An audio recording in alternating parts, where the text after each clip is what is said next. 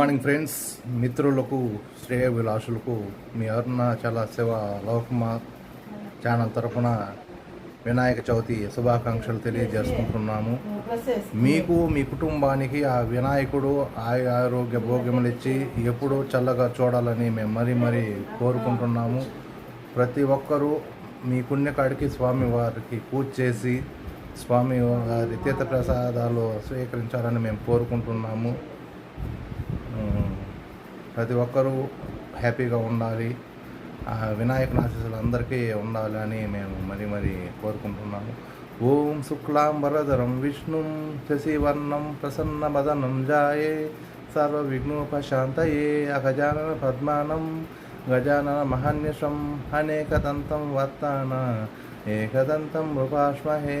ఓం శాంతి శాంతి శాంతి.